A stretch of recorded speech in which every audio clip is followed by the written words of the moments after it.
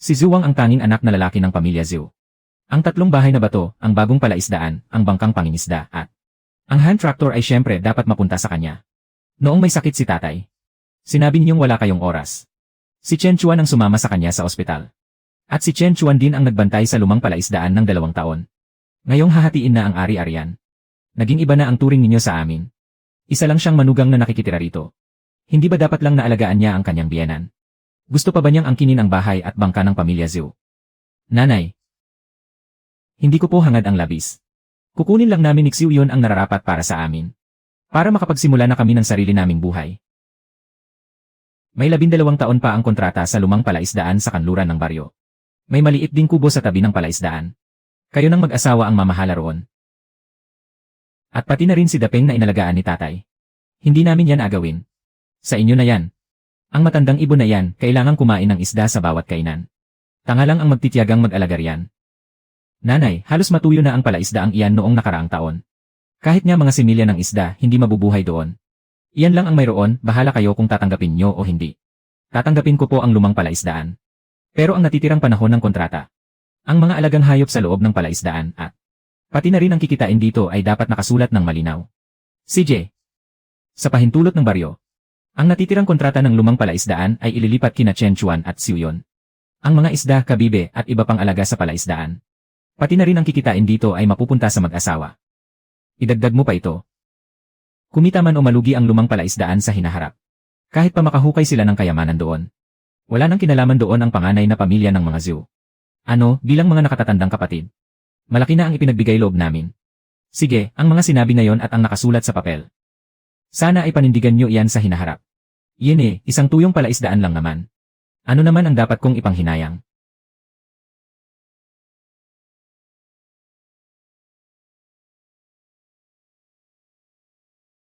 Inangkinda ni na kuya at ate ang lahat ng magagandang bagay sa pamilya. Ang natira lang sa atin ay ang sirang kubong ito at ang tuyong palaisdaan. Maaari naman nating linisin ang palaisdaan. At maaari nating kumpunihin ang kubo. Basta't hawak natin ang kasunduan. Kaya nating magsumikap gamit ang sarili nating mga kamay. Siguradong mapapaganda rin natin ang ating buhay. Chen Chuan, bakit parang nabawasan ang mga isdang dinala ko? Baka tinangay ng mga pusang gala sa tabi ng palaisdaan. Parang gusto ni Dapeng na sumunod ka sa kanya.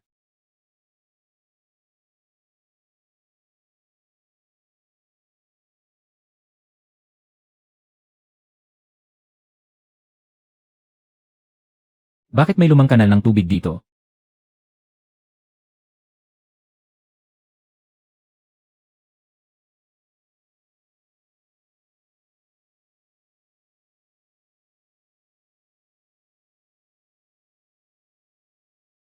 Bata, huwag kang matulog. Hawakan mo ang mga paa ko.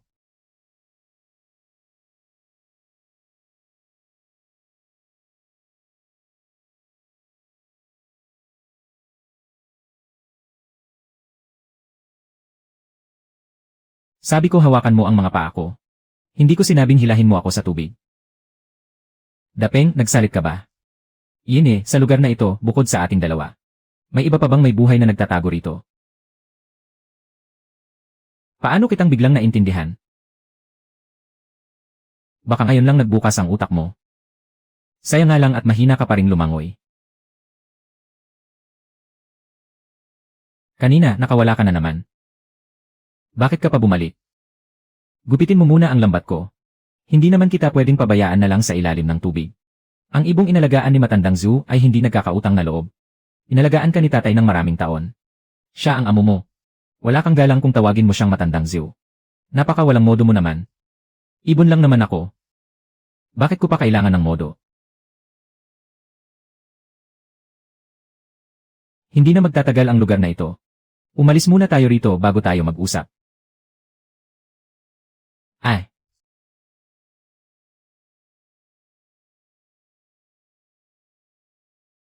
Bakit ka nahulog sa tubig?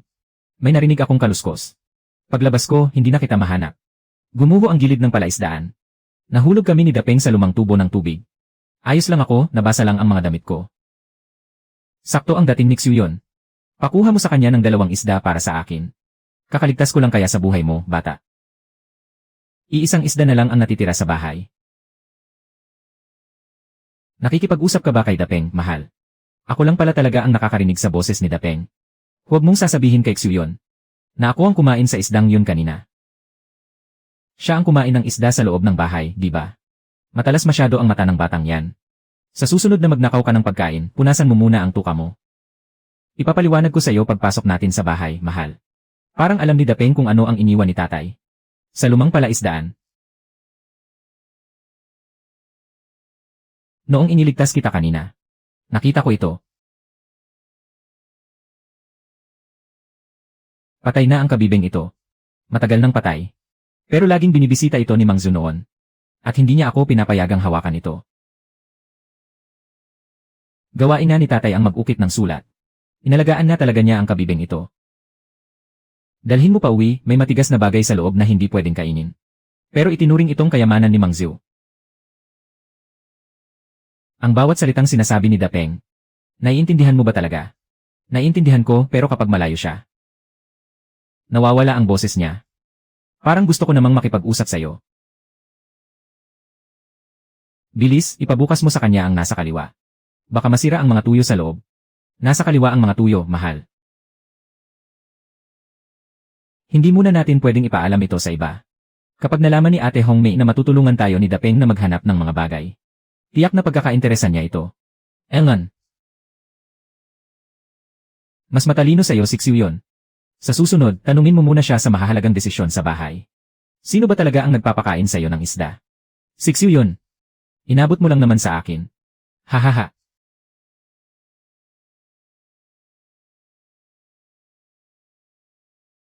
Mahal, may laman na talaga ito.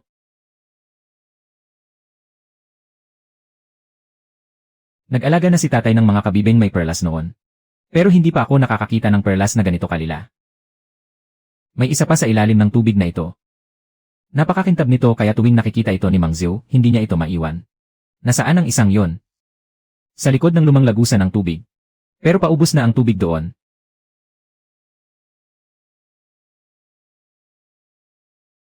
Likas ang kulay nito. Maganda rin ang kintab. Kahit hindi pa ganoon kabilog ang hugis. Bihira lang ang ganito katinding kulay lila. Base sa kasalukuyang presyo ng pagbili. Maibibigay ko ang perlas na ito sa halagang 800 yuan. 800 yuan, ganoon ba talaga kamahal ang isang perlas na ito? Ang magandang perlas ay hindi lang sinusukat sa laki. Dapat ding tingnan ang kulay, kabilugan, kintab at ang ibabaw nito. Ang sa inyo, talagang pambihira ang kulay. Mang Lin, hindi po muna namin ibebenta ito ngayon. Pakitingin naman po nito. Kung likas na tumubo ang perlas sa kabibeng ito. O kung may nag-alaga talaga nito. Ang alam ko lang ay tumingin kung maganda o hindi ang perlas. Tungkol naman sa pag-aalaga ng kabibe, dapat kayong magtanong sa istasyon ng pangisdaan. Sakto at nandyan si Enger. Sa kabilang pinto ngayon. Tatawagin ko siya rito. Ito ay isang freshwater pearl oyster na inalagaan ng maraming taon. May mga gasgas pa sa talukap nito mula sa ginamit na kulungan ng kabibe. Hindi ito mukhang ligaw. Nag-alaga nga po ng mga kabibe si tatay noon. Pero akala ng lahat sa pamilya ay nabigo ito noon pa. Ang isang matandang kabibe ay hindi. Basta-basta na lang lilitaw sa tuyong palaisdaan ng walang dahilan. Kung may mga kulungan pa ng kabibe sa ilalim ng tubig. Posibleng may mga buhay na kabibe pa roon. Enger, Wu, pwede po ba kayong sumama sa amin para tingnan ang lumang palaisdaan? Pupunta ako roon mamayang hapon dala ang mga kagamitan. Huwag muna kayong maghukay kung saan-saan. Huwag din kayong magmadaling buksan ang mga buhay na kabibe. Habang hindi pa natin alam ang kalagayan sa ilalim ng tubig. Mas marami kayong galawin, mas madaling magkaproblema. 800 piso. Mula sa isang patay na palaisdaan. Nakakuha talaga ng tunay na kayamanan. Hindi ba't pupunta ka sa bayan para magbenta ng mga itlog? Bakit ang bilis mo namang bumalik? Nakakuha si Chen Chuan ng isang lilang perlas mula sa lumang palaisdaan. Nag-aalok ang istasyon ng pagbili ng 800 piso. Pero ayaw niya pa ring ibenta. 800 piso. Noong mga taong nag-aalaga si tatay ng mga kabibi. Hindi ko man lang siya nakitang nag-uwi ng ganito kalaking pera. Huwag kang mag-alala. Titignan ko lang kung ano talaga ang nakatago sa ilalim ng tubig. Medyo mataas ang temperatura ng tubig sa ibabaw. Hindi rin sapat ang daloy ng tubig. Kung may mga inahing kabibi pa sa ilalim. Umaasa na lang sila sa natitirang kaunting tubig sa tubo ng malamig na bukal para mabuhay. Mas kaunti ang tubig ngayon kaysa kahapon. Halos wala nang maiinom na tubig sa likod ng lumang pintuan ng tubig. Sabi ni Dapeng, mas kaunti ang tubig sa loob kaysa kahapon. Halos pareho sa tansya ko. Base sa daloy na ito. Kaya pa nitong tumagal ng 3 araw sa pinakamatagal. Anong mangyayari pagkatapos ng 3 araw? Patuloy na tataas ang temperatura ng tubig. At mababawasan din ng mababawasan ang hangin sa tubig. Kung may mga buhay na kabibi nga sa ilalim, malamang na hindi sila mabubuhay. Isinulat ni tatay ang numero 1 dito. Ang malaking perlas na sinasabi ni Dapeng. Kaya itong nasa loob ng numero 1 na kabibi. Kabisado ko ang daan sa ilalim ng tubig.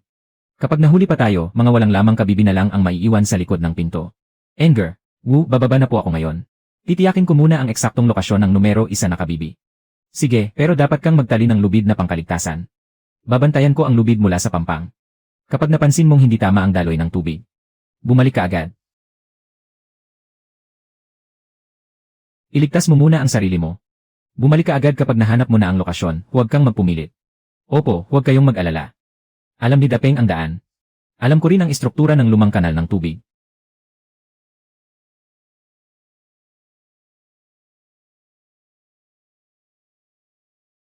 Huwag mo akong tawanan, tumitingin lang ako ng daan. Ito nga iyon, matagal itong tinitingnan ni tatay tuwing pumupunta siya rito.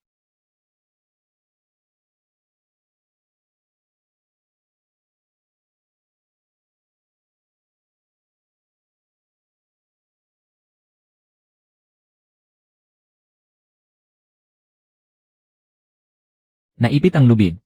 Nasa ilalim pa si Chen Chuan.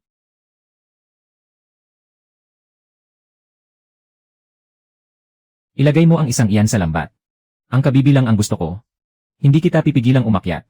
Buksan mo ang lumang pintuan ng tubig sa kaliwa.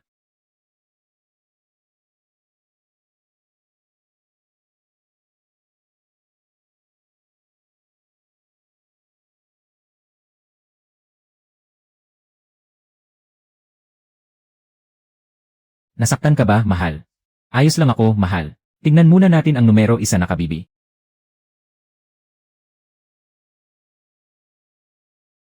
Gusto ko lang namang harangan ang kabibi. Hindi ko sinasadyang mapahamak si Chen Chuan. Malinaw na nakasulat sa kasunduan. Sa amin ang mga kabibi sa palaisdaan. Anong karapatan mong agawin ang mga ito? May tao sa ilalim ng tubig. At nagtapon ka pa ng lambat sa labasan. Mabuti na lang at walang masamang nangyari ngayon. Ang lambat na ito at ang nangyari kanina. Itatala ko silang lahat. Nagsara na ang talukap ng kabibi. At may pinsala na rin sa loob nito. Hindi na ito mabubuhay kung ipagpapatuloy pa ang pag-aalaga. Kailangan na natin itong buksan agad. Wala na talagang pag-asang maisalba pa ito. Wala na, kung aasikasuhin natin ito ngayon. Kahit papaano ay maisasalba pa natin ang perlas na lumaki na sa loob. Maraming taon itong inalagaan ni tatay. Kapag binuksan natin ito, wala nang balikan. Dalhin natin ito sa bayan. Manghay. Pakiusap po, sumama kayo sa amin para maging saksi. Hindi na maibabalik sa dati ang numero 1 na kabibi. Binubuksan natin ito ngayon para subukang mailabas ng buo ang perlas sa loob. Buksan mo na. Maraming taon itong inalagaan ni tatay. At tiyak na ayaw niya ring makitang masira lang ito ng walang saysay.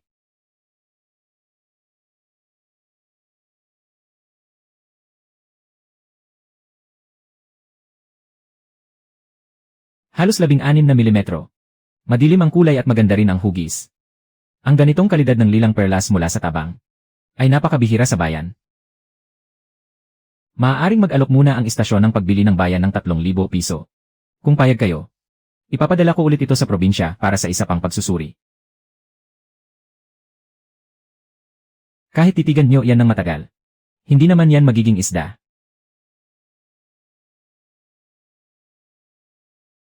Ito ang nakuha mula sa talaba bilang isa. Pansamantalang nagkakahalaga ng 3,000 yuan. Kung ibibenta o hindi, sina Chen Chuan at Xiu Yun ang dapat magdesisyon. Pinalaki ito ng biyenan kong lalaki. At si Zhu Wang ang tunay na anak. Kaya dapat kalahati ng perlas na ito ay sa amin. Noong nalulugi ang lumang palaisdaan, ayaw mo naman. Ngayong may nakuha ng perlas. Sinasabi mo namang sa pamilya Zhu ito. Gusto mo, sa'yo lahat ng pabor. Saan ka nakakita ng ganyang katwiran? Noong una, walang nakakaalam na may buhay pang talaba sa ilalim ng palaisdaan. Akala ninyo malulugi kaya ipinilit ninyo sa amin. Ngayong may perlas na. Hindi pwedeng dahil lang sa sinabi mong hindi mo alam. Ay babawiin mo na ang lahat ng pinirmahan mo. Si Hong Mei mismo ang nagmungkahi na ibigay sa kanila ang lumang palaisdaan. Siya rin ang nagdagdag ng mga huling tuntunin. Lahat ng naroon ng araw na iyon ay pwedeng magpatotoo. Ngayong wala na ang papel. Tingnan ko lang kung ano pa ang idadahilan nyo. Ang pinunit mo ay kopya lang. Nasa baryo pa ang orihinal. Nakasulat ito sa itim at puti. Hindi mo ito maitatanggi ng dahil lang sa pinunit mo ang isang papel. Huwag ka nang magwala, tayo mismo ang pumirma riyan. May putik mula sa lumang pinto ang tubig sa katawan ni Chen Chuan. Noong gabi ng paghahati ng ari-arian, pumunta siya sa lumang palaisdaan.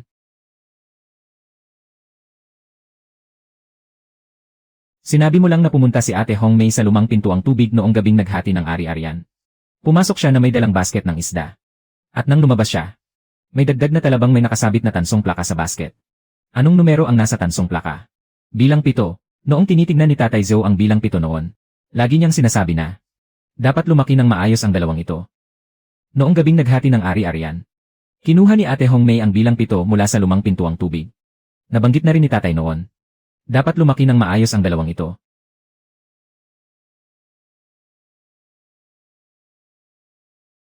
Alam ko kung saan niya itinago ang bilang 7.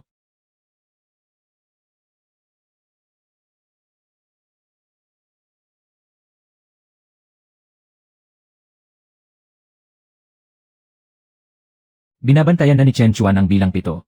Ialis na natin ito ngayong gabi. Hindi na ito pwedeng manatili sa bahay. Ate, kung mayroon ng 2 lilang perlas sa loob nito, hindi natin pwedeng hayaang mapunta lang sa kanya ng ganoon kadali.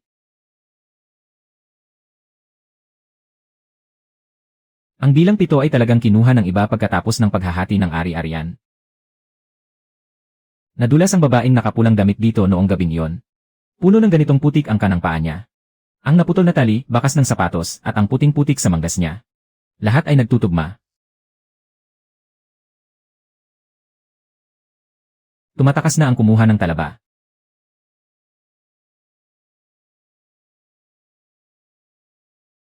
Gabi na. Ano ang laman ng basket mo? Ilang isda lang nadadalhin sa bayan? Hindi naman naglalakad ang mga isda na may nakasabit na tansong plaka. Buksan mo ang basket na kawayan. Kung isda nga ang laman yan, tatabi ako agad. Hindi na kailangang buksan, ang bilang 7 ay ibinigay ni Tatay kay Zhuang noong nabubuhay pa siya. Kaya hindi ito kasama sa mga bagay sa lumang palaisdaan. Ibinigay nga ba talaga ni Tatay ang bilang 7 kay Kuya? Bakit hindi niyo sinabi noong araw ng paghahati ng ari-arian? Bakit pumirma pa kayo para ibigay ang lumang palaisdaan? At lahat ng talaba sa loob nito sa amin? Sinabi lang iyon ni Tatay ng pasalita. Bawal ko bang malimutan na banggitin? Kailan ibinigay ni Tatay sa akin ang bilang 7?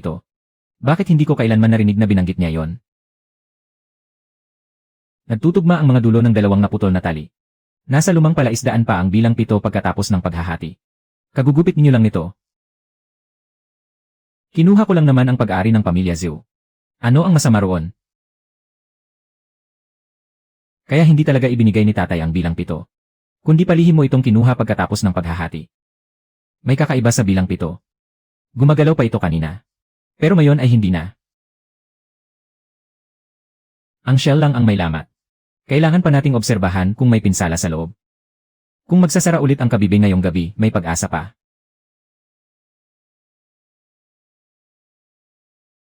Sabihin niyo lang po kung ano ang kailangan nyo.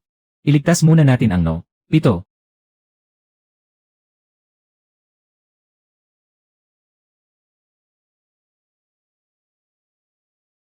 Walang reaksyon sa pagsasara ang no. 7. Ihanda ang mga kagamitan. Mukhang kailangan na nating buksan ng maaga ang kabibe. Hindi na tayo pwedeng maghintay pa. Kapag pinatagal pa natin ito, hindi na mabubuhay ang kabibe. Maaari ring maapektuhan ang mga perlas na nabuo na sa loob. Buksan na natin. Kahit paano, kailangang maisalba ang mga inalagaan ni Tatay. Umatras kayo ng kaunti. May isa pa sa loob ng no. 7. Ang pambihira rito ay hindi ang pagkakaroon ng 2 perlas, kundi ang katotohanang maaari silang maging magkapares. Iba ang presyo kapag ibinenta ng hiwalay. At iba rin ang presyo kapag ibinenta ng magkapares. Mag-aalok muna ako ng 4,000 yuan para rito. Bukas ng umaga, ipapadala ko ito sa pagawaan ng sining sa lungsod para masuri ulit. Kung talagang magkapare sila, pwede pa nating pag-usapan ang mas mataas na presyo. Parehong inalagaan ni tatay ang dalawang perlas na ito. Dapat lang na makakuha ng isa si Zhuwang. Pirmado na ang kasunduan. Ninakaw mo rin ang no. 7. Huwag mo nang banggitin ang tungkol sa paghahati ng mga perlas. 2 perlas. Dapat lang na ipalit ito sa 4 na isda. Kapag kulang ng isa, hindi na ito maituturing na magkapares. Buhay pa pala ang no. 7 ni Zhou.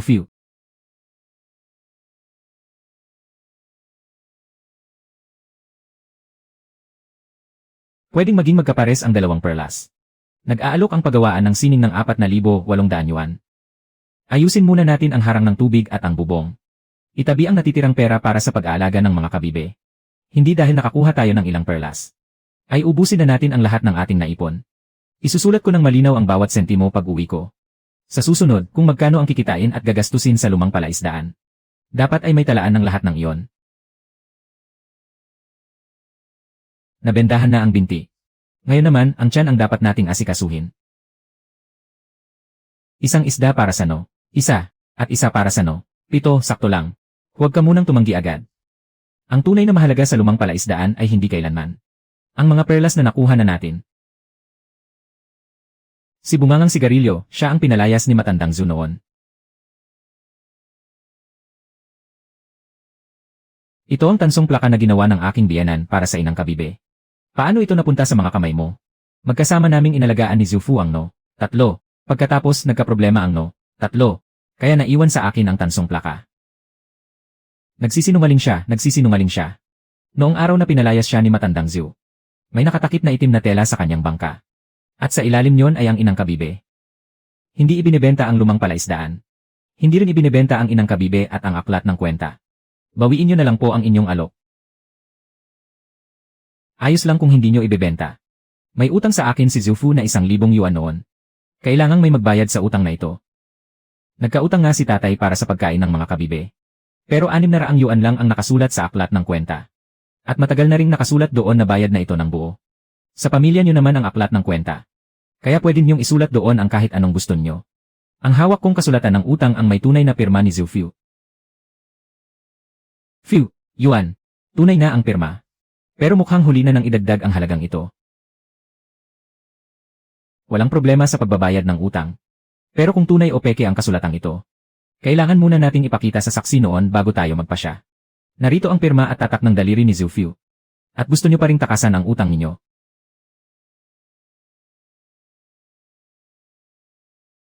Ako ang nag-asikaso at nagbayad sa utang na yon para sa pagkain noon. 600 yuan lang ang utang ni Zhu Fu. Hindi 6,000 yuan. Nabayaran na ang utang na yon. At nag-iwan ka rin ng tatak ng iyong daliri. Ngayong nagdala ka ng kasulatan na may binagong halaga. Gusto mo ba kaming magbayad ulit? Lumang utang lang naman iyon. Kung hindi niyo ibebenta ang palaisdaan, siguradong pagsisisihan niyo ito balang araw. Kapag nagsinungaling si Xiang Yanzui, mas mabilis pa siyang maglakad kaysa sa karaniwan. May hilagang 3 rin sa mapa ng palaya ni tatay.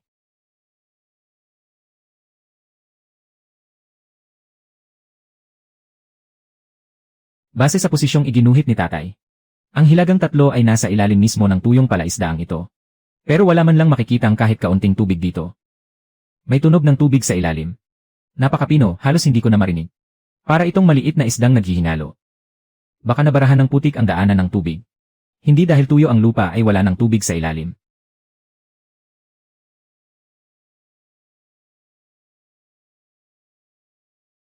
Talagang may espasyo sa ilalim.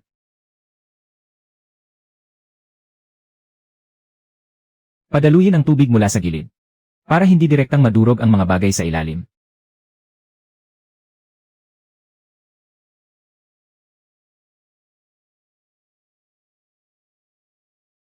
Hindi mo ba nakita ang numero 3? May nakuha akong isa na basag at patay na. May nakasabit pang angtag dito.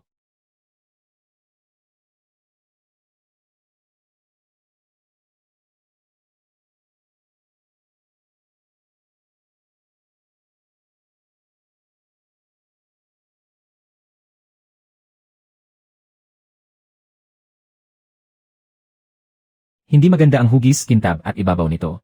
Maituturing lang itong mababang uri ng perlas. Halos wala itong halaga para bilhin.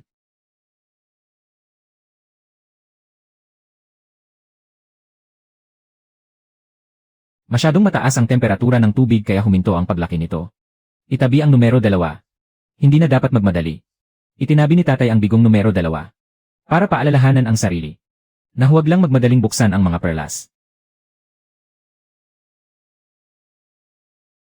Hindi man lang ito maipagpapalit kahit sa isang maliit na isda. Kahit walang halaga, may pakinabang pa rin ito. Kahit paano, iniiwas tayo nito sa pagkakamali.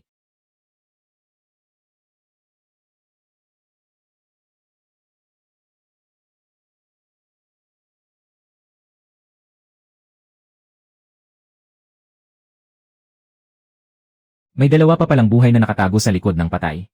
Talagang nagtatago lang sila rito.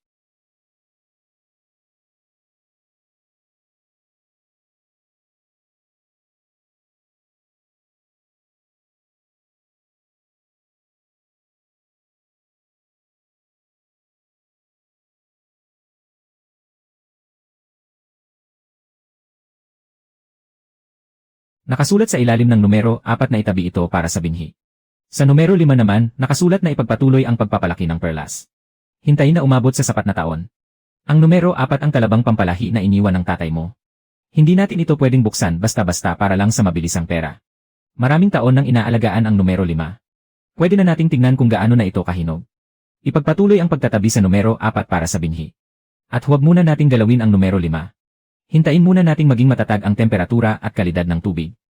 Doon nakasabit dati ang numero 3. Noong araw na umalis si Xiang Yanzui, nawala na rin ang numero 3.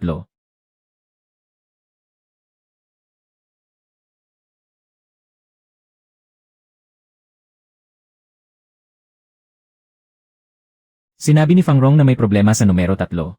Pero hindi lang ang tansong plaka ang kinuha niya. Isinama rin niya pati ang inang talaba. Buhay nga talaga ang numero 4 at numero 5.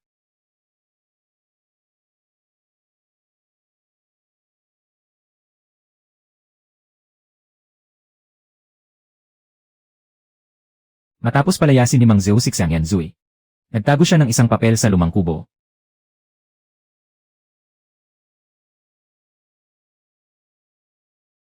Isang lilang perlas mula sa numero 3. May mataas na kalidad.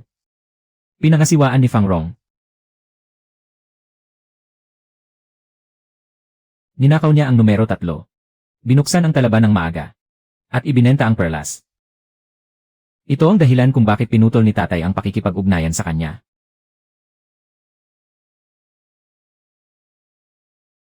Itinabi pa ni Zhu Fu ang resibong ito.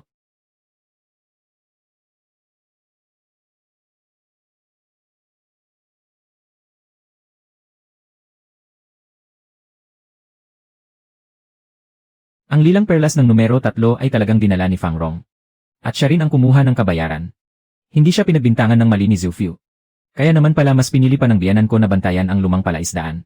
Kaysa makipagtulungan muli kay Fang Rong. Kung gusto ninyong ipagpatuloy ang pag-aalaga ng perlas, pwede niyo itong dalhin ng direkta sa lungsod para uriin. Bibilhin ang magagandang perlas at ordinaryong perlas base sa pamantayan. Hindi na kailangang dumaan pa kay Fang Rong. Ito ang aming numero ng telepono. Sa susunod, kung saan man dadalhin ang mga perlas. At kung magkano ito ibebenta. Titignan natin mismo sa resibo. Hindi na natin hahayaang isang tao lang ang magpasya.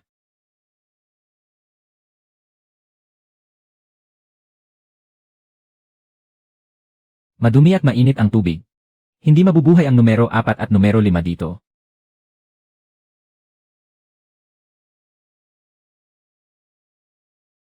Isara muna ang daanan ng tubig sa ibaba.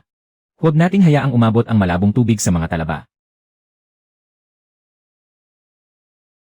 Kapag nagpatuloy ang ganitong agos, hindi magtatagal ang lumang palaisdaan. Ang duming ito ay inanod mula sa itaas ng ilog. Tawagin muna kaya natin si Mang Hai. Hanapin muna natin ang pinagmulan.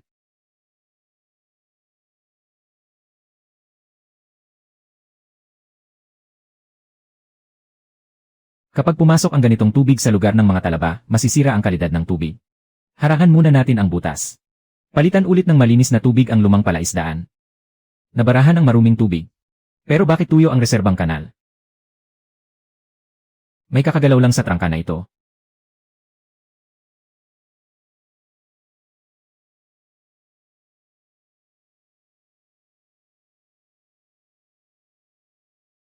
Ikaw ang nagpasara ng reserbang kanal. Mabilis na bumababa ang antas ng tubig sa bagong palaisdaan. Kung hindi ko titipirin ang tubig, hindi rin mabubuhay ang mga isda sa loob. Kung kailangan nyo ng tubig, maaari naman kayong magsabi. Hindi yung basta-basta nyo na lang ikakandado ang buong kanal ng walang pasabi. May ilan pang palaisdaan sa ibaba. May libo-libong kilong isda sa palaisdaan. Samantalang ilang kabibe na lang ang natitira sa lumang palaisdaan. Siyempre, dapat unahin ang tubig sa mas may halaga. Mawawalan din ng tubig ang numero 4 at numero 5 sa lumang palaisdaan. Gusto ninyong iligtas ang mga isda. Kailangan din naming iligtas ang mga kabibe. Hindi ninyo pwedeng suluhin ang lahat ng tubig. Buksan muna ang kalahati. Para maging matatag ang antas ng tubig sa magkabilang panig. Mamayang gabi, pag-uusapan natin kung paano maghahalinghinan base sa laki ng palaisdaan. At sa antas ng tubig. Hindi pwede kapag hinati ang tubig. Sino ang magbabayad kapag may nangyaring masama sa mga isda natin? Nakabukas na ang mga shell ng numero 4 at numero 5. Kung wala pa ring tubig, hindi na sila makakatagal. Manghay, wala ng tubig sa lumang palaisdaan. Buhay na kabibe ang numero 4 at numero 5. Kapag pinatagal pa natin ito, hindi na sila maililigtas. Hindi pwede kapag hinati ang tubig. Sino ang magbabayad kapag may nangyaring masama sa mga isda natin? Bakit namin ibibigay ang tubig sa inyo? Kapag natuyo ang palaisdaan ko, kanino isisisi ang mga patay na isda? Pampublikong kanal ito ng baryo. Hindi ito sa inyo. Ang paglalagay ninyo ng sariling kandado ay mali na sa simula pa lang. Zuwang, subukan mo lang buksan yan. Ang mga pampalahing kabibe na iniwan ni tatay. Kapag namatay ang mga yan, kaya mo ba silang bayaran? Buksan muna ang kalahati. Hindi naman mamamatay sa uhaw ang mga isda natin.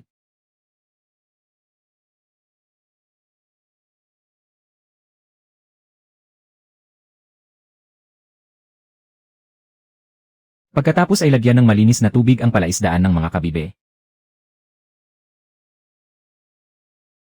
May reaksyon na ang numero 4. Bakit hindi pa rin gumagalaw ang numero 5? Dapat naman talaga itong suriin ngayong taon. At matagal pa itong nawala ng tubig. Mahirap sabihin kung makakabawi pa ito ngayon. Bata, hindi lang isa ang nasa loob ng tiyan ng numero 5.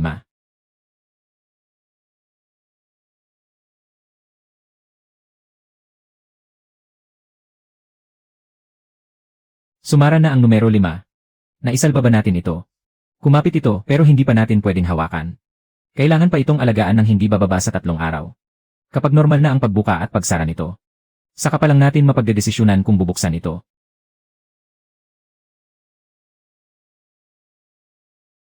Iligtas muna natin ang buhay na kabibe. Kung gaano karaming perlas ang nasa loob. Malalaman lang natin kapag naging maayos na ang kalagayan nito.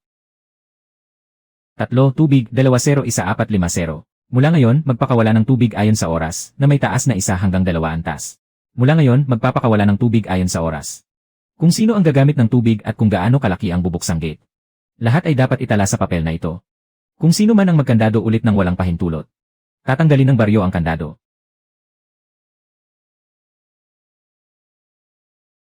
May libo-libong kilong isda sa palaisdaan ni Wang.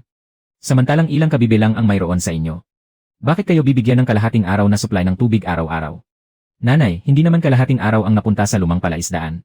2 yugto lang sa umaga. At 1 yugto sa gabi. Mas kaunti na nga ito kumpara sa bagong palaisdaan. Nakabenta na nga kayo ng halagang 8,000 yuan ng mga perlas. Nakikipag-agawan pa kayo sa sarili ninyong kuya para sa kaunting tubig na ito. Hindi ba kayo nahihiya na pagtawanan ng mga tao sa baryo? Kung magkano ang kinita namin, sarili naming usapan yon. Pero ang paghahati ng pampublikong tubig, nakadepende sa kung gaano kalaki ang pangangailangan ng palaisdaan. Hindi sa kung sino ang mas malakas umiyak. Kung hindi naman nabawasan ang tubig para sa amin sa listahan, pipirma ako. Lanan. Hay. Ito.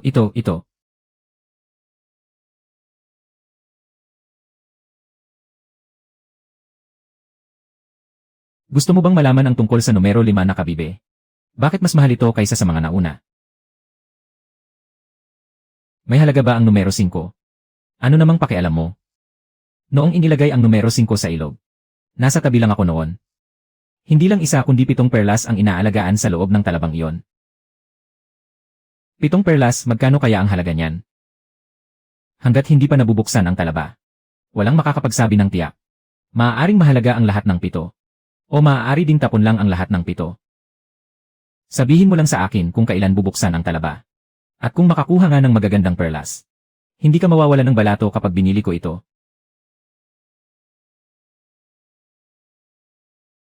Buksan muna natin ang 2 ordinaryong talaba para makita. Kung hindi maayos ang paglaki ng mga perlas sa parehong batch, kailangang ipagpatuloy pa ang pag-aalaga sa numero 5. Kulang sa kintab. Hindi ito magagamit sa alahas. Sunod-sunod na walang silbi ang mga perlas. Baka nasayang lang din ang pag-aalaga sa numero 5 sa loob ng maraming taon. Iba ang paraan ng pag-aalaga sa numero 5 kumpara sa mga ordinaryong talaba. Nakarating na ito sa tamang taon ng pagbubukas ayon sa talaan. Pwede na itong buksan. Chen Chuan, kapag binuksan mo yan, wala nang atrasan.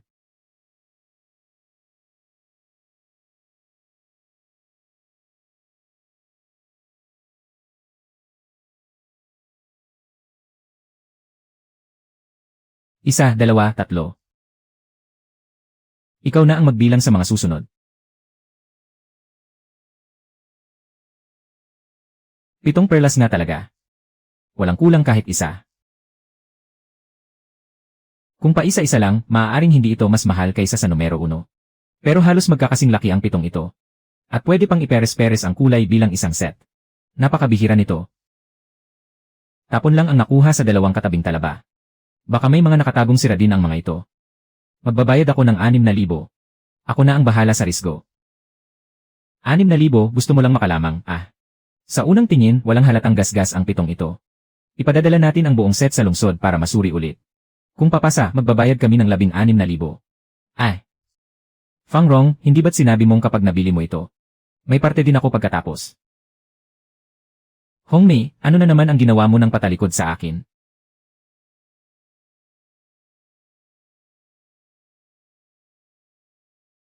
Wala sa lumang palaisdaan ang numero 6. Inilipat ito ni tatay sa lok ng Qinghe. Ang lok ng Qinghe ay pag-ari ng baryo. Hindi pwedeng basta-basta kumuha ng kahit ano roon. Pero ang mga haula ng talaba ng tatay mo noon. May pahintulot ng baryo ang mga haula sa loob ng 5 taon. Nakarehistro din ang mga talaba sa loob nito sa loob ng 5 taon. Ang numero 6 ay ipinadala mula sa lumang palaisdaan para sa pagsubok na pag-aalaga. Ang numero 6 ay ipinadala mula sa lumang palaisdaan para sa pagsubok na pag-aalaga. Kaya may tuturing pa rin itong naiwang alaga ni tatay, hindi ba? Tama, pero ang mga nakarehistrong haula lang ang pwede mong kunin. Hindi mo pwedeng galawin ang mga ligaw na isda o talaba sa loob.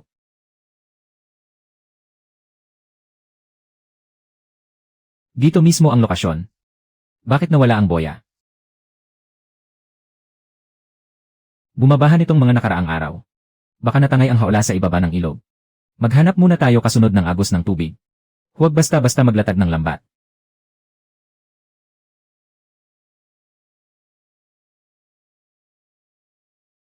Chen Chuan, nahanap na ang haula. Hindi lang malalaki ang nasa loob. May kumpol din ng maliliit. Paikot-ikot ito roon sa tapat na yon.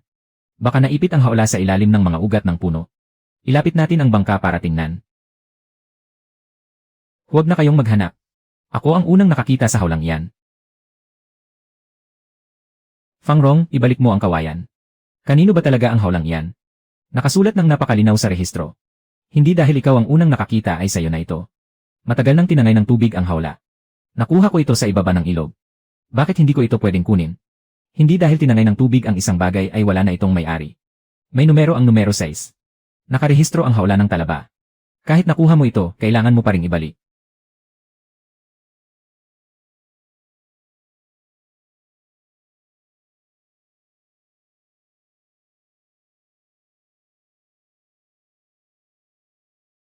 Akala ko naman kung anong kayamanan ito. Hindi garantisadong may perlas ang malalaking tulya. Ang maliliit naman, kailangan pang alagaan ng ilang taon. Lugi lang tayo sa haulang ito.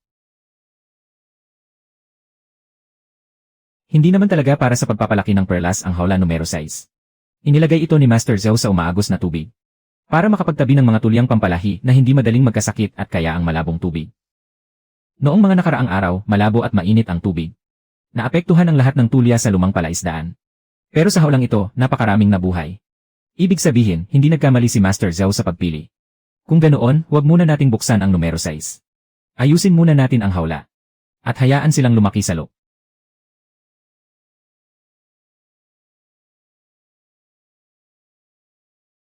May nakasulat pa sa likod nito. Mayroon pang silangang kanal sa lumang palaisdaan. Walang nakabanggit niyan noong araw na naghati-hati tayo ng ari-arian. Kasama sa sakop ng kontrata ang silangang kanal, nasa mapa ito. Tama ang lokasyon.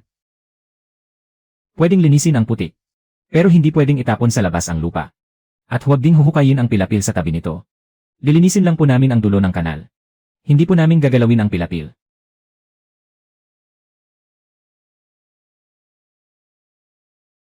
Mas mababa ang temperatura ng tubig dito kaysa sa palaisdaan. At maayos din ang daloy ng tubig. Mas magandang magpalaki ng mga batang tulya rito kaysa sa palaisdaang hindi umaagos ang tubig.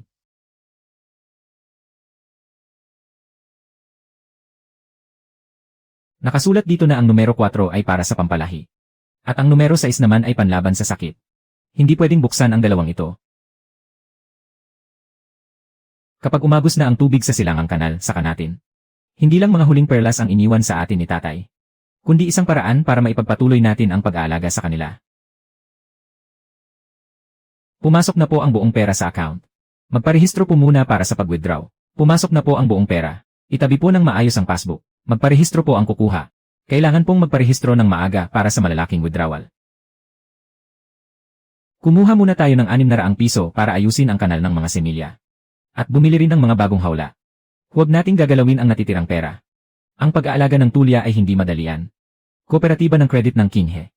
Itala natin ang bawat gastos. Sa kooperatiba ng credit, dapat nakatala ang bawat gastos. Sa susunod, kung may mag-akusa sa atin na nilustay natin ang pera mula sa binentang perlas, ipakita natin sa kanila ang listahan ng mga gastos. Noong dinala sa lungsod ang mga lilang perlas na ito, sabi ng mga eksperto roon, napakabihira raw nito.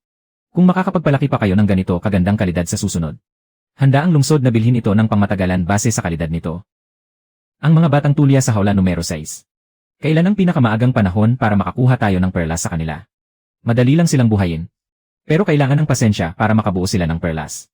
Mula sa pagpalahi, pagpili ng tulya hanggang sa pagpapalaki ng perlas. Walang pwedeng laktawang hakbang. Aabutin ng hindi bababa sa 3 taon ang unang batch. Hindi ko naman kayo minamadaling mag-deliver ng mga perlas. Isulat muna natin ng malinaw ang mga pamantayan sa kalidad at paraan ng pagbili. Pagkalipas ng 3 taon, kung may papasa sa pamantayan, uunahin po itong bilhin ng lungsod. Sige po, pero hindi natin pwedeng hulaan lang ang dami nito. Kung gaano lang po ang mapapalaki namin, iyon lang din ang ibibigay namin. Narinig niyong lahat yon, di ba? Maglagay lang kayo ng mga tulya sa palaisdaang ito. At pagkalipas ng 3 taon, makakakuha na kayo ng mga lilang perlas. Kung sino ang mas maraming mailagay, siya rin ang may mas malaking parte. Hahaha. Sandali lang, huwag muna ninyong ilagay sa tubig ang mga yan. Saan ba galing ang mga tulyang ito? Wala man lang nag-inspeksyon sa mga ito. Galing sa sarili naming palaisdaan ang mga tulyang ito. Hindi naman namin ito ninakaw sa ilog ng gobyerno. Bakit mo kami pinagbabawalan? Hindi naman sa pinagbabawalan ko kayong mag-alaga. Pero galing sa iba't ibang palaisdaan ang mga tulyang yan. Magkakaiba ang kalidad ng tubig at uri ng mga ito. Kung pagsasamahin nyo ng hindi muna sinusuri. Kapag nagkaproblema, walang sinuman ang makakapagligtas sa mga yan. Napakagaling mong magsalita. Natatakot ka lang yata na makapagpalaki rin ang iba ng mga lilang perlas. At maagaw ang negosyo mo, di ba? Chen Chuan, amoy bulok na putik ang basket na ito. Mukhang hindi na gumagalaw ang ilan sa loob. Enger, Wu, pakitingnan niya po muna itong basket sa may gilid. Mukhang may problema sa lagay ng mga kabibi na ito. Ibukod muna ang mga ito. Kapag ibinuhos natin ngayon sa kanal ng semilya, maaaring magkaproblema rin ang batch ng mga semilya sa 6. Mabuti na lang at napigilan natin. Kung tuluyan niyang masisira ang mga kabibi ng lahat, hindi ba't masasayang lang ang 3 taong pagod natin? Hindi sa inyo ang basket na ito. Saan mo ito nakuha? Sinabi ni Fang Rong na magagandang kabibi ito na inalagaan niya ng 2 taon. Pinadala niya muna sa akin para makakuha ng pwesto. Kakalinis lang ng nanwa ng isang batch ng may sakit at mahihinang kabibi noong nakaraang buwan. Hindi magandang uri ang nasa basket na ito. Mga may sakit na kabibi ito na tinapon na ng iba. Fang Rong, sinabi ni Hong Mei na ibinigay mo sa kanya ang basket ng mga kabibe na ito. Nariyan pa nga ang etiketa. Alam mo namang mga ibinalik na may sakit at mahihinang kabibe yan. Bakit mo hinayaang dalhin niya yan sa sapa? Sinabi ko lang na kunin niya muna para tingnan. Hindi ko sinabing ibuhos niya agad sa tubig. Ikaw ang nagsabi na kapag inalagaan ng 3 taon ay mabebenta ng malaking halaga. At sinabi mo pang pananagutan mo kapag may nangyaring masama. Kinuha niya lang iyan dahil naghangad siya ng mura. Inaamin namin ang pagkakamaling ito. Magkano ba ang magagasto sa pagsusuri at pagbukod? Iyawas niyo na lang sa account ng pamilya ko. Ibinalik ng Nanwan. Nagbigay si Fang Rong ng mga may sakit at mahihinang kabibe na hindi alam kung saan galing. Ang mga ibinalik ng Nanwan ay may pananagutan din. Ang bayad sa pagsusuri. Paghahasyan niyong 2 pamilya ng pantay. Ang mga ibinalik ng Nanwan. Magparehistro ang gustong mag-alaga. Alagaan muna ang sariling mga kabibe sa sarili ninyong palaisdaan. Hindi pwedeng ipilit na ipasok lahat sa sapa. At lalong walang garantiya na yayaman kayo pagkatapos ng 3 taon. Dapat isulat ng malinaw kung saan galing at gaano katagal ng inaalagaan. Pati na rin kung sino ang may pananagutan. Isa-isang isusumite at pipiliin ang mga kabibe para alagaan. Pagkatapos ay gagawin ni Enger Wu ang pagpili at pagtatanim ng nucleus. Kapag nakagawa na talaga ng mga perlas. Bibilhin ba ito ng pabrika ng sining sa lungsod? Tutuusin ang presyo base sa kalidad nito. Kung kaninong kabibe ang perlas, sa kanya mapupunta ang pera. Bata, tingnan mo bilis ang no. 4. May ibinubuga itong kung ano. Puno na ang tubig nito. Huwag kang tumangarian, pumunta ka na roon. Hindi ito sakit, naglalabas na ng mga similya ang no. 4. Maghanda agad ng mga isdang magsisilbing host. Kapag nahuli tayo, hindi natin maililigtas ang batch na ito. Mature na ang mga similya. Kailangan nilang kumapit agad sa mga isdang host. Pinakamainam ang yellow catfish. Hindi pwede ang karaniwang karpa. Aabot pa ba kung kukuha tayo ng isda sa istasyon ng pangisdaan ng bayan ngayon? Ilang oras din ang balikan doon. Gamitin muna ang pinong lambat para harangan ang mga similya sa pansamantalang palaisdaan. Pero hindi natin ito pwedeng patagalin. Mabebenta na ang mga isdang ito sa loob ng kalahating buwan. Paano kung gamitin natin lahat sa pagpapalaki ng kabibe tapos may mangyaring masama? Hindi naman lahat, kukuha lang tayo ng sapat sa kailangan natin. Ang no, 4 ang natitirang pampalahing kabibe na iniwan ni tatay. Kapag nawala ang mga similya, hindi na natin ito mabibili kahit may pera pa tayo. Hindi dapat magkulang ang mga isda. At hindi rin dapat masyadong siksikan ang pagkapit ng mga similya. Bantayan niyo ito araw-araw. Kapag lumutang ang ulo ng mga isda, palitan agad ang tubig. Narito ang mga isdang ito para iligtas ang mga similya ng kabibe. Bawal mong kainin kahit isa man lang. Naintindihan mo ba? Titignan mo lang, hindi mo tutukain. Hulaan mo kung ano. Tululaway na ang ibong ito.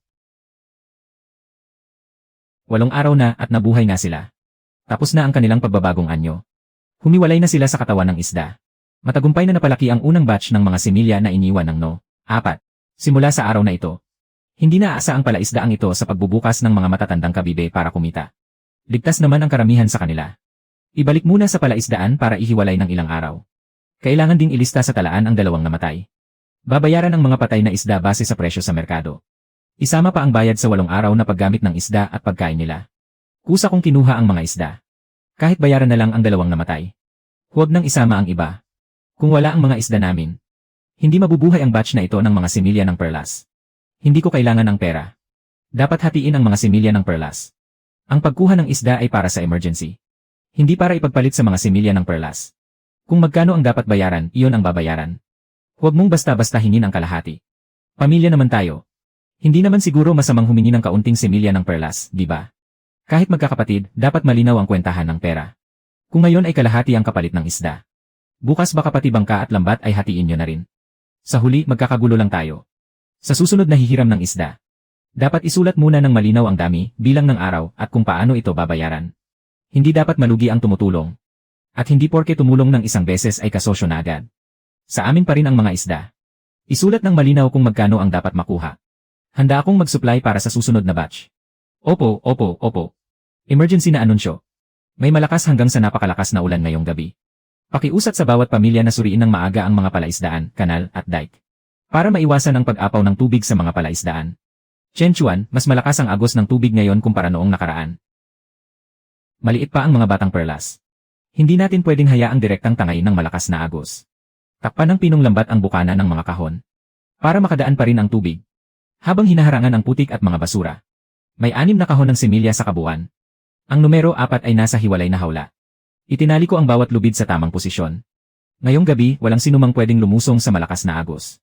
Kung may humarang man sa labasan ng tubig, linisin ito mula sa gilid gamit ang kawit na kawayan at lubid.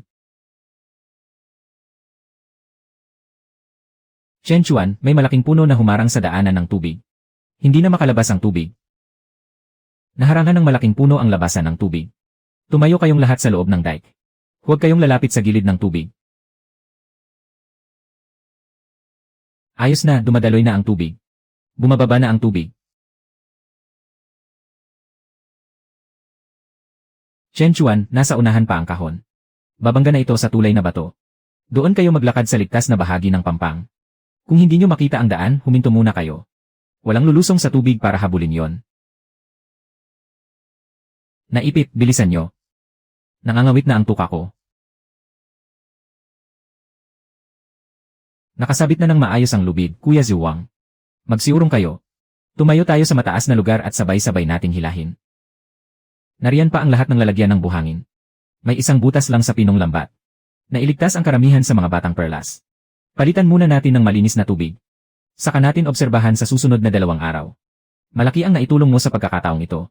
Bibigyan kita ng dagdag na isda. 2 isda, mas galante 6 yun kumpara kay Chen Chuan.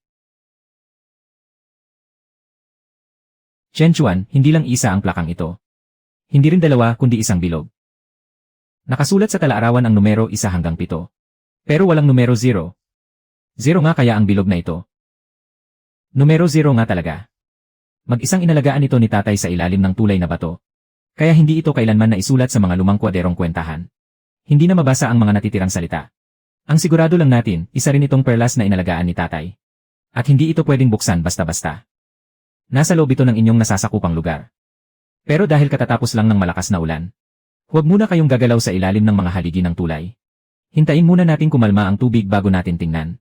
Titignan lang natin kung may hawla sa loob. Huwag mong gagalawin ang mga bato. Huwag ka ring sumiksik sa makikitid na siwang. Alam ko na, napakadaldal mong bata ka.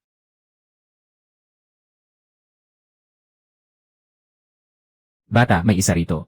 Mas malaki pa sa numero 7 at buhay. Matigas na matigas. Hindi maluwag ang mga ladrilyo sa pangunahing tulay. Natangay ng agos ang lumang tipak ng bato sa gilid. Hindi makapasok ang tao. Pwede nating gamitin ang mahabang palo para mahila palabas ang tali ng kulungan. Kaunti pa sa kaliwa. Nasalat ko na ang kulungan. Pero malusog pa naman.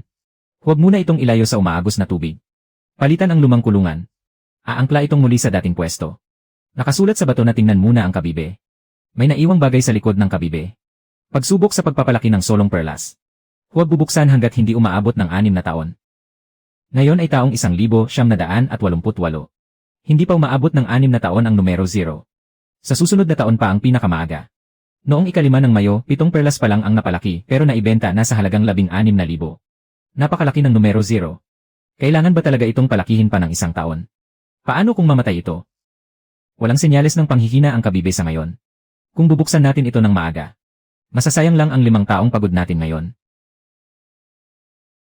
5 taong naghintay si tatay. Maghihintay pa ako ng 1 pang taon. Hanggat hindi pa tamang panahon. Kahit magkano pa ang ialok ng iba, hindi natin ito bubuksan. Maghihintay pa ng 1 pang taon. Hindi ko na kayang maghintay. Pwede pang palakihin ang numero 0 ng 1 pang taon. Pero kapag nabuksan na ito, kailangang mapunta sa akin ang kalahati nito. Totoo ang kasunduan. Pero hindi ibig sabihin na may kalahati ka pa ngayon. Dahil susundin natin ang kasunduan. Dapat nating basahin mabuti ang bawat tuntunin. Bawal ilipat, buksan, o ibenta ng pribado ang mga pansubok na kabibe. Ang perang kikitain ay dapat pirmahan ng magkabilang panig at ipasok sa kwenta. Kasama rin ang numero 3 sa listahan ng kasunduang ito.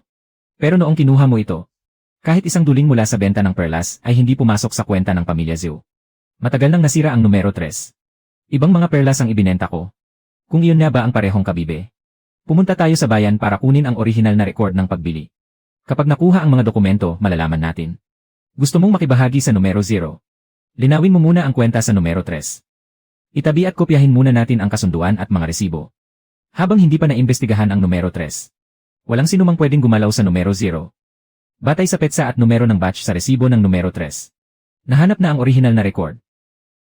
Mayo 1, 1,986 presyo ng pagbili. Tugmang-tugma ang kulay ng tansong plaka at ang biyak sa kabibe. Ang ibinenta mo nga ay ang numero 3. Ako ang nagdala ng mga perlas para ibenta. Ano ang masama kung pirma ko ang ilagay ko? Ang bahagi para kay Zhu Fiu. Ibinigay ko na sa kanya kalaunan. Magkano ang ibinigay mo? Kailan mo ibinigay? May resibo ba? Buong nabayaran ang 5,600 yuan sa mismong araw na yon. Si Fang Rong lang ang nakatalang tumanggap ng pera. Walang ibang taong pumirma. Bayad na ang lahat ng puhunan. Naibenta ang numero 3 sa halagang 5,600. Ayon sa kasunduan, dapat makakuha ng 2,800 ang pamilya Zhou. Pero walang kahit isang duling sa kwenta. 3 taon na siyang patay. Wala na rin si Zhou Fiu. Ano ang karapatan niyong sabihin hindi ko ibinigay? Dahil nakasulat din sa kasunduan. Na kapag may naglihim ng kita ang sinumang panig, o kaya'y sarili ning ibenta ang mga pansubok na kabibe, matatanggalan sila ng karapatang makibahagi sa matitirang mga kabibe. Kung gusto mong makuha ang bahagi mo sa numero 0 ayon sa kasunduan, dapat mo ring tanggapin ang tuntuning ito. Ipapasa ang mga dokumento sa bayan para sa areglo. Ang numero 0 ay mananatiling alagaan sa dating lugar. Walang sinumang pwedeng gumalaw nito. Ang perang dapat ibalik para sa numero 3 ay kailangan ding kwentahin ng buo. Kung gusto ninyong bitawan ko ang numero 0, sige. Patunayan muna niyo na ang numero 0 ay nasa loob pa rin ng kulungang iyon ngayon. Ay.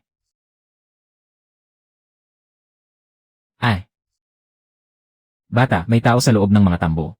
Iyon yung payat na unggoy na sumasakay sa bisikleta para magnakaw ng marka noon. Hindi pa kinukuha ang lubid na humihila sa kulungan. Nasa malapit lang ang taong yon. Manghay, manatili po kayo sa tabi. Huwag niyo siyang labanan sa may tubig. Lumabas ka riyan. Nakarehistro ang numero 0. Walang sinumang pwedeng gumalaw sa lubid at bangka rito. Lihu, anong ginagawa mo rito? Hindi ba't sinabi mong putulin muna ang isang lubid? At hilahin ang kulungan sa ibaba ng ilog para itago ng 2 araw. Sinabi mo pa na hindi mailalabas ni Chen Chuan ang numero 0. Kaya mapipilitang ihinto ang areglo. Walang sinumang gagalaw, Xiu Yun. Itala mo ang lahat ng naputol na lubid, bagong lubid, at ang posisyon ng pinangyarihan. Tatawagin ko ang tagasuri ng kalidad ng baryo. Dahil hindi ka nakalamang sa kasunduan. Kaya ninais mong itago ang numero 0. Noong nangyari sa numero 3. Ganito rin ang ginawa mo, hindi ba? Masyadong malakas ang pagkakahila kanina. Kaya na-stress ang numero 0. Obserbahan muna natin ito hanggang bukas ng umaga. Kung patuloy na babagal ang reaksyon ng pagtikom ng shell nito, magkakaproblema tayo. Walang lamat ang panlabas na shell. Ang pangunahing problema ay na-stress ito. At matagal itong nawalay sa umaagos na tubig. Huwag na muna itong ilipat ngayong gabi. Panatilihin lang na matatag ang daloy ng tubig. May reaksyon na. Mas mabilis kaysa kanina. Nilapitan ako ni Fang Rong ng ilang beses noon. Akala ko ay gusto lang niyang bumili ng mga perlas. Hindi ko akalaing magagawa niyang nakawin ang numero 0. Ano ang sinabi mo sa kanya? Bukas, ipaliwanag mo ng malinaw sa harap ni Manghai at ng tagasuri. Huwag mo na siyang pagtakpan. Bumalik na sa normal ang reaksyon ng pagtikom ng shell. Ligtas na ang numero 0. Sa susunod na 10 araw, huwag itong ililipat o gagambalain. Ilista lang ang mga talagaya ng dati. Matigas talaga ang kapit sa buhay ng matandang kabibeng ito.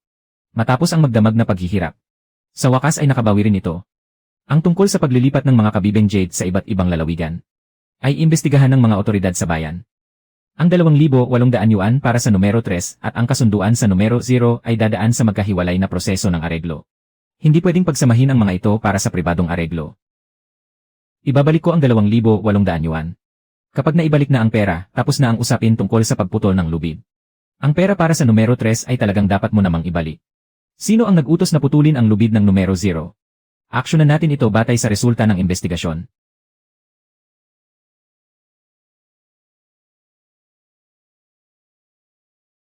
Bata, oras na. Ganap nang naibalik ang pera para sa numero 3. Itinago ni Fang Rong ang kanyang kita. At lihim na inilipat ang numero 0 ng walang pahintulot. Kaya ayon sa orihinal na kasunduan, tatanggalan siya ng bahagi sa kita ng numero 0. Sa madaling salita, ang pagmamay-ari ng numero 0, tulad ng lumang palaisdaan, ay mapupunta sa ating pamamahala. Sa susunod, wala nang gagamit ng lumang kasunduang iyon para makipagtalo. Kayo ang magpapasya kung bubuksan ito ngayon. Ngunit ang bilang ng mga perlas sa proseso ng pagbubukas ng kabibe at ang susunod na pagbebenta ay kailangang irehistro agad doon mismo. Isulat muna natin ng malinaw ang lahat ng dapat isulat. Kahit gaano pa kamahal ang mga perlas pagkabukas ng kabibe. Hindi tayo pwedeng mag-iwan ng magulong listahan ng kita. Saksi sa pagbili. Bago buksan ang numero 0. Walang sinumang pwedeng mag-alok ng presyo muna. Kapag nabuksan na ito, titignan muna natin ang laki, hugis at kintab nito. Ipadala ulit sa lungsod para sa re-inspeksyon. Gusto ni tatay na alagaan ito ng buong 6 na taon. Eksakto ngayon. Walang kulang kahit isang araw. Chen Chuan, kapag binuksan mo yan, wala nang pagsisisi sa huli. Bakit parang walang laman? Huwag mong galawin, nakabaon pa ang perlas sa loob. Masyadong malalim ang pwesto nito. Kaya pala hindi natin nakita noong una nating buksan. Dahan-dahan lang, baka magasgasan ang ibabaw ng perlas.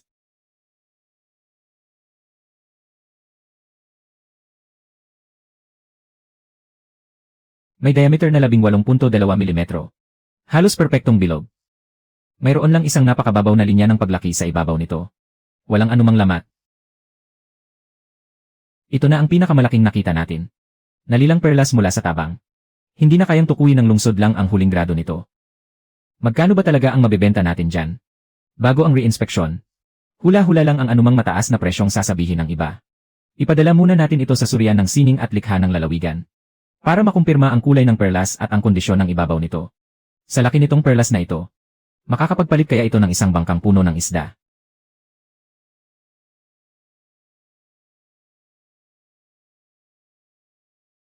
Bukas ng umaga, ipapadala agad ito sa kabisera ng lalawigan. Kung talagang makukuha nito ang pinakamataas na grado. Ang perlas na ito mula sa Baryo Qinghe ay posibleng makasama sa pambansang eksibisyon ng mga likhang sining.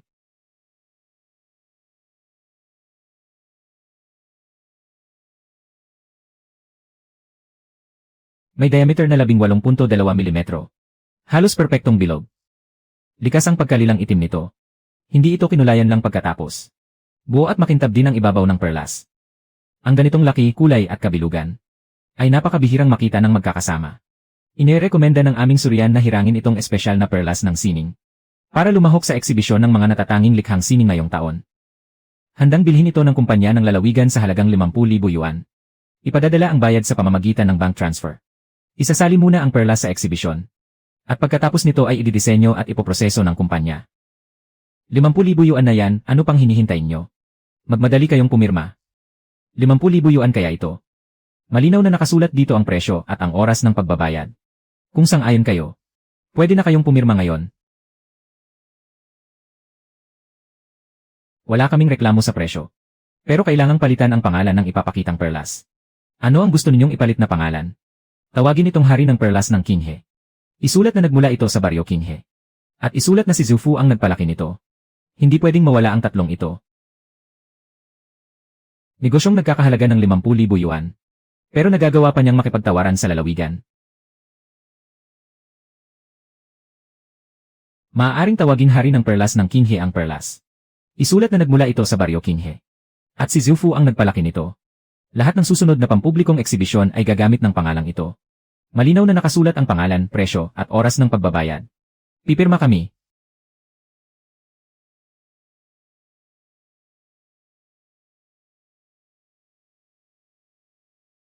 Hindi ko kayo agawan sa pera. Pero kailangan ding ipagawa ang bagong palaisdaan ni Wang.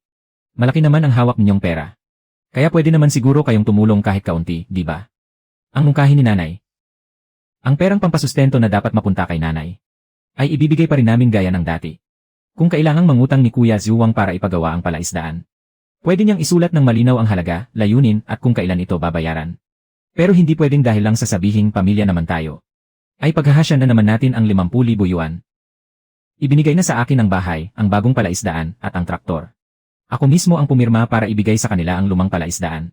Hindi ko kukunin ang 50,000 yuan na ito. Zhu Wang, tanga ka ba? 50,000 yuan kaya yan? Dahil nga 50,000 yuan yan. Kaya hindi natin pwedeng sikmurain na paghasyan pa ito ulit. Sundin natin ang kasunduan sa paghahati ng ari-arian. Tungkol naman sa pag-aalaga sa akin, mag-usap kayong magkapatid. Huwag nang hayaan si Hongmei na gamitin ang mga bata. O gamitin ang pamilya para pilitin kayo. Ang 20,000 yuan sa time deposit ay hindi pwedeng galawin. 15,000 para sa pag-aayos ng silangang kanal.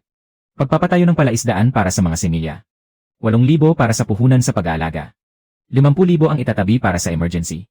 Ang natitirang 2,000 ay gagamitin sa pag-aayos ng bahay at pang-araw-araw na gastusin.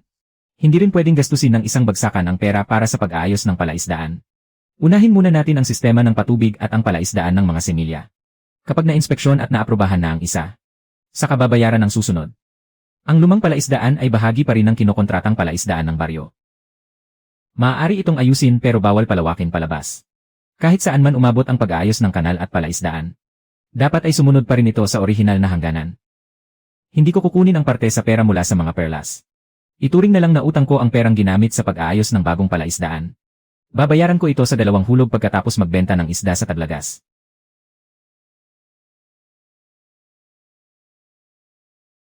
Kahit magkapatid tayo, dapat ganito pa rin ang patakaran. Para malinaw sa iyo ang paggamit. At panatag naman kaming nagpapautang. Para sa hinaharap, walang sinuman ang magkakautang ng loob dahil sa magulong kwenta.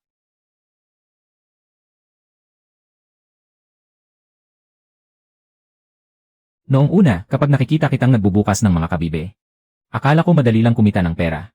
Pero noong sumubok na akong mag-alaga, doon ko lang nalaman na ang isang kabibe pala ay nangangailangan ng napakaraming asikaso. Ang pagkakaroon ng mamahaling perlas ay hindi umaasa sa swerte. Kung kailan ilalagay ang mga kabibe, kung anong uri ng tubig ang gagamitin, at kung ilan ang namatay, lahat ng iyon ay dapat nakatala. Napanatili ang katangian ng numero 6 na labanan ang sakit. Ang kulay lilang kintab naman ng numero 4 ay lumabas na rin sa ilang mga inaalaga ang kabibe. Pero kung makakapagpalaki ba tayo ng magagandang perlas, kailangan pa nating magpatuloy sa pagpili. Tama. Ipinadala ito ng kumpanya ng mga gawang kamay ng probinsya. Sabi nila, kasabay ng hari ng perlas ng Kinghe. Ipapadala raw ito sa pambansang eksibisyon.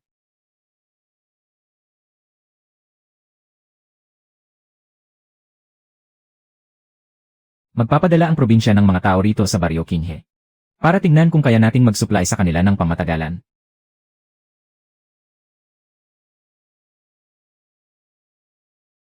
Ang pagkakaroon ng hari ng perlas ay nagpapatunay lang na nakapagpalaki na kayo ng magandang perlas noon. Hindi nito magagarantiya na magkakaroon kayo ng sapat at matatag na supply taon-taon. Lalagyan ng magkakahiwalay na numero ang mga kabibe ng bawat pamilya. At hindi ito pagsasamahin. Para kapag binuksan na ang mga ito sa hinaharap, malalaman natin kung saang palaisdaan ito inalagaan. Pirmahan muna natin ang kontrata bago ang lahat. Kapag dumating ang oras na yon, sa dami ng palaisdaan sa buong baryo, hindi tayo dapat mangamba na baka kulangin ang supply natin. Ang mga bagay na hindi pa natin napapalaki, ay hindi pwedeng isulat agad sa kontrata. Maliit pa ang mga similyang ito ng kabibe. Kailangan pa ng hindi bababa sa 2 taon para makita ang kalidad ng mga perlas. Kung pipirma tayo ngayon para sa isang tiyak na dami, baka hindi inyo kayang mag-deliver ng mga produkto. Kung ganoon, pumirma muna tayo ng 2 taong kasunduan para sa pagsubok. Ang kumpanya sa probinsya ang magbibigay ng mga pamantayan sa pag-uri. At ang istasyon ng pangisdaan ng munisipyo ang bahala sa teknikal na gabay. Pagkalipas ng 2 taon, titignan natin ang porsyento ng nabuong perlas sa unang batch. Bago natin pagpasyahan ang dami ng supply.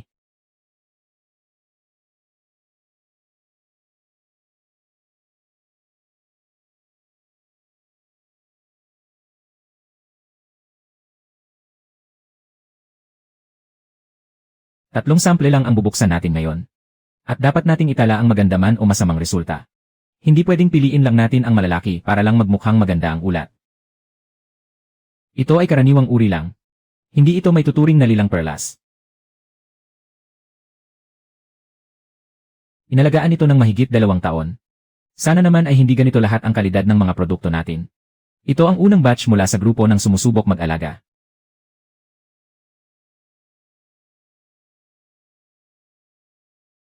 At ang kabibing ito ay galing sa pamilya ni Kuya. Ayon sa kasunduan ng grupo para sa pagtutulungan. Kapag naibenta na ang mga perlas, ang kikitain ay mapupunta kay Kuya at Ate. Sa amin talaga mapupunta. Hindi na ba natin kailangang hatiin ang kalahati para sa lumang palaisdaan? Kayo ang nag-alaga ng mga kabibe ayon sa nakatalagang numero. At maayos din ang kalidad ng tubig, pagpapakain, at mga talaan ng namatay na kabibe. Kaya syempre, sa inyo talaga mapupunta yan. Ang bayad sa pagsusuri ay ibabatay sa nakapaskil na pamantayan. Hindi ito hahatiin sa iba at pag-uusapan pa ng grupo ang presyo. May diameter na 14.5 mm at may makintab na kulay lilang ibabaw. Walang naging problema sa muling pagsusuri. Bibilhin ito ng pabrika ng mga gawang kamay sa halagang 1,500 piso. Kapag naibenta na ang mga perlas, bayaran muna natin ang 1,200 na inutang para sa pag-aayos ng palaisdaan. Ang natitirang pera ay gagamitin para magpalaki ng susunod na batch. Sa 30 sample, 21 ang nagkaroon ng magagamit na perlas. 8 ang may kulay lila.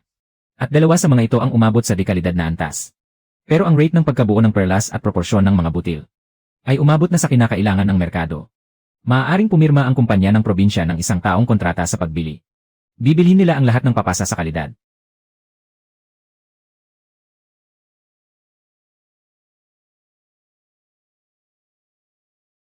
Hindi. Hahaha. Bata, hindi lang isang perlas ang nakuha mo ngayon. Kundi may isda ka nang may papalit taon-taon. Lenwe. Hindi pwedeng paghalu-haluin muna ang mga perlas. Sino ang nag-alaga ng mga ito? Numero ng sambahayan at kung saang hawla galing. Kung gaano karami ang nakuha. Dapat verify muna ang lahat bago ibigay. Galing lahat sa palaisdaan namin ang mga ito. Nabasa at nasira ang kahoy na plaka. Kaya hindi ko na dinala. 40 mature na tulya lang ang mayroon kayo. Paano kayo nakakuha ng mahigit 70 magkakahawig na lilang perlas?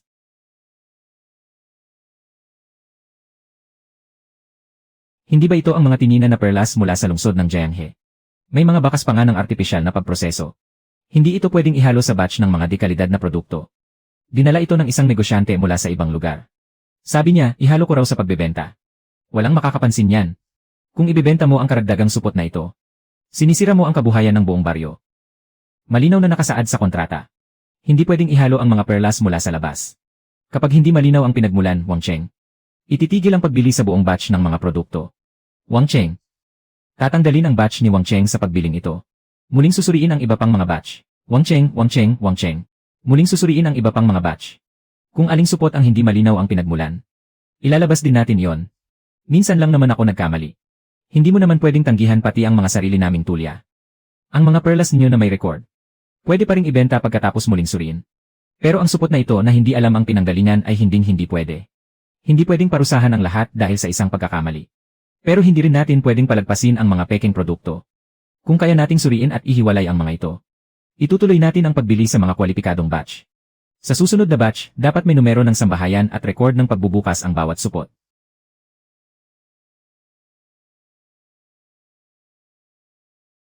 Walang itinakdang permanenteng dami sa kontrata. Kung gaano karaming kwalipikadong perlas ang mayroon ang bawat pamilya, iyon lang ang ibibigay. Ang mga ordinaryong perlas at di kalidad na perlas ay may magkakaibang presyo depende sa grado.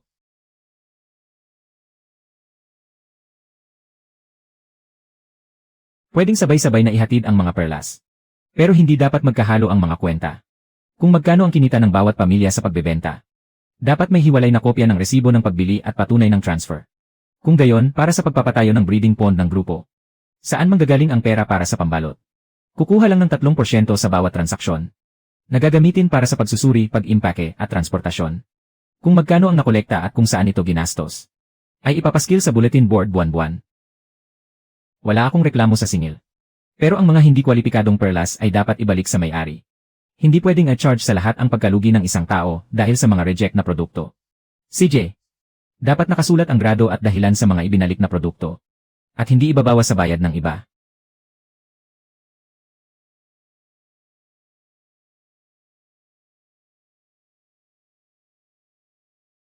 Si Chen Chuan ang bahala sa teknolohiya ng pag-aalaga. Si Xiu naman ang mamamahala sa mga kwenta at kontrata. At aalagaan ng bawat pamilya ang sarili nilang palaisdaan. Walang sinuman ang pwedeng magdesisyon para sa iba. At hindi rin pwedeng ituring na sariling pera ang pondo ng grupo. Bayad na ang lahat ng utang. Sa pagkakataong ito, naintindihan ko na. Ang nakasulat na kasunduan ay hindi para protektahan tayo laban sa ibang tao, kundi para maiwasan ang sumbatan sa loob ng pamilya. Kapag malinaw ang kwenta, mas tatagal ang samahan natin.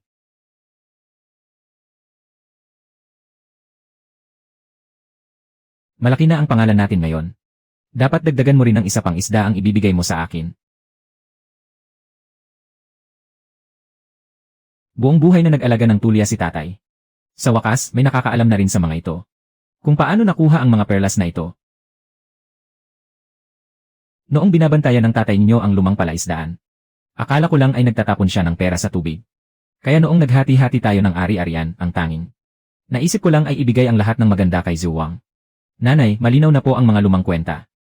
Mula ngayon, mamuhay na tayo ng payapa sa kasalukuyan. Hindi na kailangang ungkatin pa ang nakaraan para magpahirapan.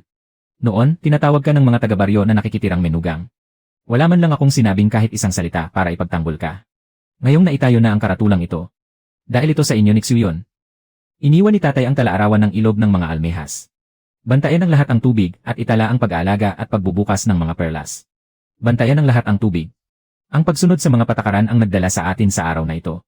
Hindi lang ito dahil sa sarili kong pagsisikap. May mga nagsasabing nakakuha kayo ng kayamanan mula sa patay na palaisdaan. Talaga bang nakuha lang sa swerte ang hari ng perlas ng King He? Swerte lang ang unang perlas. Pero ang mga sumunod ay hindi na. Temperatura ng tubig, semilya ng almehas, isdang tirahan, at taon ng pagbubukas ng almehas. Kapag may nakalimutan kang kahit isa lang dito, maaaring masayang ang ilang taon ng pag-aalaga. Hindi namin magagarantiya na may perlas ang bawat almehas. Ngunit sinisiguro namin na ang bawat perlas na ibinebenta namin ay matutunton kung saan eksaktong nanggaling. Plano ng kumpanya ng probinsya na magtayo sa baryo King He ng isang sentro para sa paunang pagsusuri ng mga perlas. Basta't maayos ang lugar, mga talaan, at mga tauhan sa baryo, maaari na tayong magbukas sa susunod na taon. Bata, maghapon niyong tinitigan ang malalaking perlas. Nasaan na ang isda ko? Magbibigay ang kumpanya ng probinsya ng mga ilaw para sa pag-uri, panukat, at mga kahon para sa pag-impake. Aayusin lang ng kooperatiba ang kasalukuyang kahoy na silungan. Hindi kami kukuha ng bagong lupa. At hindi rin gagamitin ang pautang ng bawat pamilya para sa mga gastusin. Sino naman ang mamamahala sa sentrong ito? Baka sa huli ay maging negosyo na naman ito ng isang pamilya. Bukas sa lahat ang pagpili para sa mga tekniko at tagatala ng kwenta. Kung sino ang makakapasa sa pagsasanay, siya ang makakakuha ng trabaho. Ang sweldo ay kukunin sa pampublikong pondo ng sentro. At hindi ibabawas ng basta-basta sa pautang para sa pag-aalaga ng perlas. Magpapatala ako. Noon, ang tanging iniisip ko lang ay kung paano makakakuha ng mas malaking bahagi ng pera. Ngunit sa pagkakataong ito, mag-aaral ako ayon sa patakaran. Kung hindi ako makapasa, wala akong sisisihing iba. Kung gusto mong gawin ito, mag-aral kang mabuti. Huwag mo nang asahang makakakuha ka nito sa pamamagitan ng palakasan sa pamilya. Opo.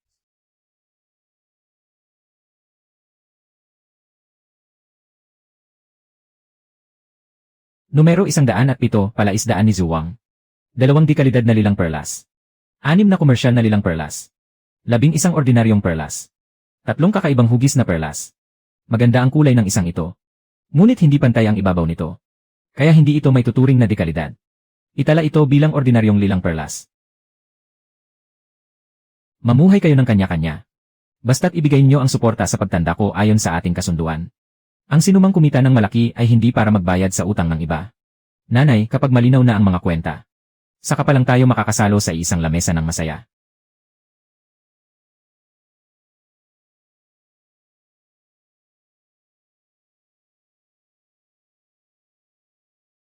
Wala na ang 8 almehas na iniwan ni tatay. Ngunit ang mga inalagaan nilang ito ay patuloy pa ring lumalaki.